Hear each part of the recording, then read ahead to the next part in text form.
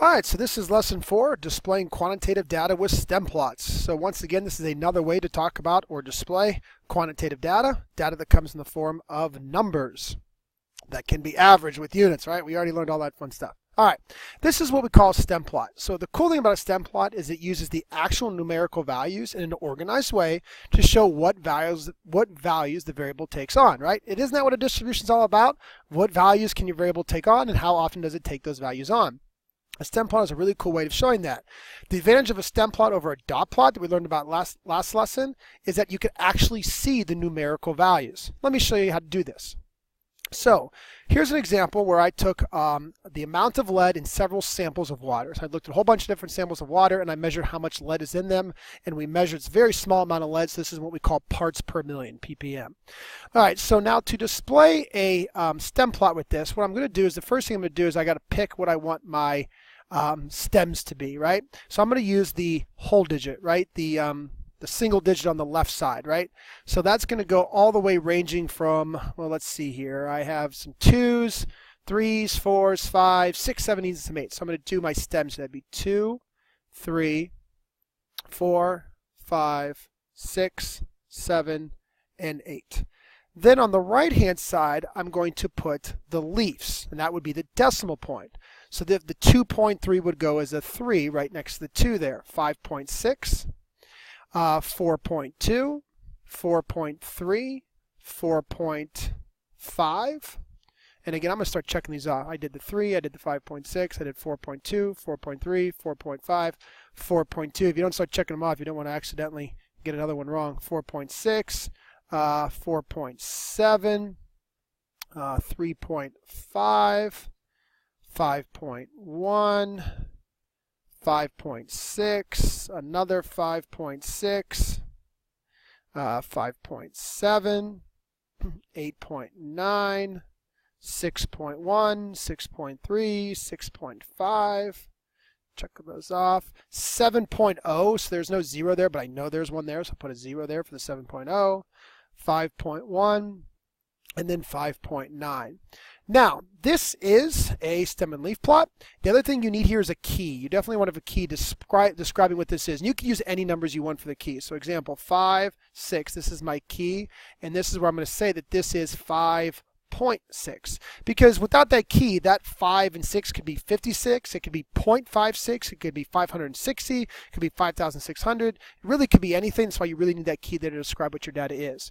Now, I'm not quite done yet because remember, one of the aspects is it's an organized way, and this isn't very organized. So I'm going to organize it by doing another one here. 2, 3, 4, 5, 6, 7, 8.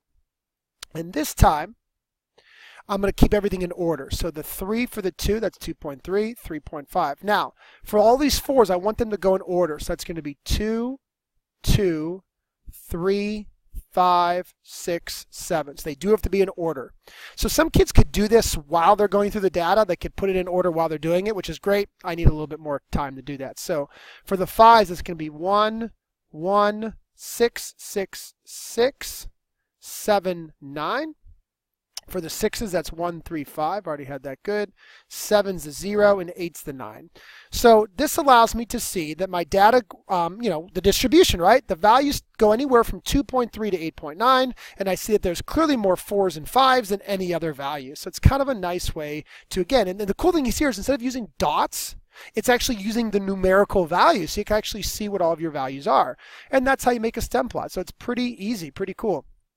All right, here's an example of one, right? And notice my key here. So 8/0 would be 80. So this is 34, 34, 35. Notice that the 4 there is blank, and that just means that there was no data there. And you can't skip over it. You have to put the 4 there. You just don't fill anything in there. No data fell there. And we also see that over here. So this would be a 100, 104, 108, 150. Again, we see all the data. That's a really cool way of describing your data. So again, we see that distribution. That's the cool part about stem plots. You can actually see where all the values fall.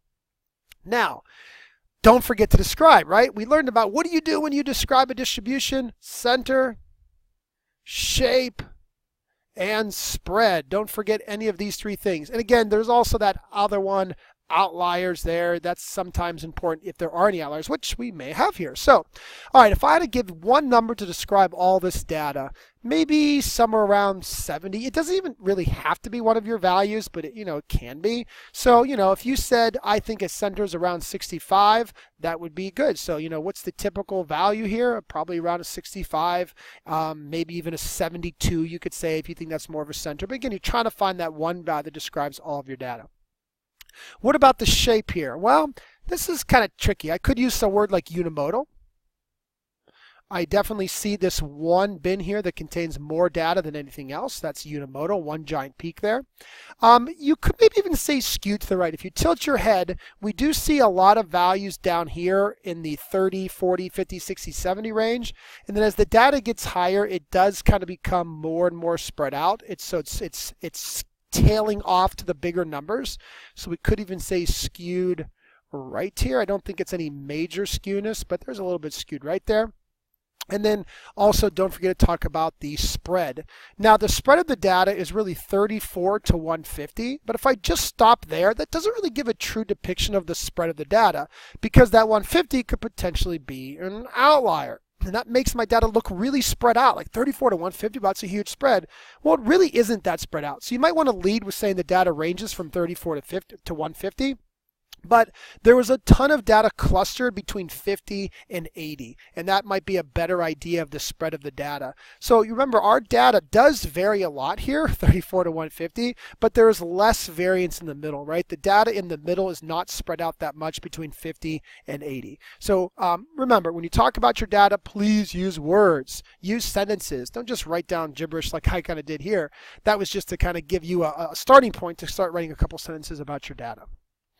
All right, now we could also do something called split stems. Now, split stems is for really large sets of data where we want to maybe get a better picture of our data. So in this data here, we had 2, 3, 4, 5, 6, 7, 8. That was our stems, and then we had our leaves after it. But if we think that that doesn't really give us a nice picture, like it's almost too condensed, we could do what's called split. So basically we take the 2 and we split it into 2 and 2, 3, 3, 4, 4, 5, 5, 6, 6, 7, 7, 8, 8. You should be splitting all of them, even though we didn't have any data up there. I should be splitting that 8 as well. Now then what you do is this first 2 is for 20 to 24. So that's 20, 21, 22, 23, 24. It's 5 values. It's the lower part of the 2, right? And then the upper 2 would be for 25, 26, 27, 28, 29. So we are splitting that up. 5 values in the lower portion, 5 values in the higher portion. So now that 1 for the 2 goes down here, the 5, 6, 6, 6, 9 go in that upper portion. And that's the same thing for all of them. So it's just a way to kind of, I don't want to say make your data look more spread out. It's just maybe if you have a large set of data where you have a ton of values in one area here, like look at all these numbers in that 3. If we just kind of want to get a better feel for where that data is, we could kind of split the stems. It kind of extends the data. It kind of spreads the data out a little bit more. So again, don't forget to talk about your data, right? Shape, center, spread, that's all that needs to be said. So I would say this shape here is skewed right for sure. I definitely have a lot of values on the right hand side, and then it kind of slowly trickles down to the larger values. The center is probably somewhere around maybe 35. And then the data, again, it looks very spread out all the way from 21 to 80. But again, that doesn't really give a clear picture of the spread, because that potential outlier around 80 there is much, much more data clustered around the 30s there. So make sure, again, all you got to do is write some sentences about those 3 things, and you're going to do great. All right, the last thing we have is what's called a back-to-back stem plot. And this is really cool because it allows us to compare 2 different sets of data, one on the left side, one on the right side. So we share the stem in the middle, and then we have the data on the left and the right. Now this is pulse rate, and this is kind of poor because they did not use a key. So you should always have that key here. So like, for example, 7/8 would be 78, and this is pulse rate, which is measured in beats per minute. So let's say we measured your pulse rate before you went and did a run, and then after you went and did a run. Would make sense, right? So our measurements before were all kind of lower, right? We see a center maybe around 70. We see that it's skewed to the right. Again, make sure you understand skewed to the right, right? We see the data tailing off to the bigger numbers. That's skewed to the right. And then we see a spread maybe going from 68 to 110, where there's a huge chunk of data kind of clustered in the 70 to 80 range there. Where after, we see a clear difference in the center. The center is clearly higher now, maybe around 95 to 100 would be a good center. 95, 99, or 100 would be a good center there. And then we also see skewed right. We see definitely a trickle down, a tailing off to the larger side of things. So that might be something they have in common, that they're both skewed to the right. And then the spread would again be somewhere from like 86 to 146, which is actually a similar spread in terms of just looking at how the data varies, but the data is all centered higher. So the big difference here to focus on would be center. So kind of a nice little back-to-back stem plot. It was really cool to make us compare the distributions. Just be careful. The one thing kids mess up a lot here is when they look at the skewed left and skewed right. Just remember, if you're tailing off to the larger numbers, you're screwed right. So even though we have data on the left and data on the right, they're both tailing off to the bigger numbers. They actually are both skewed to the right.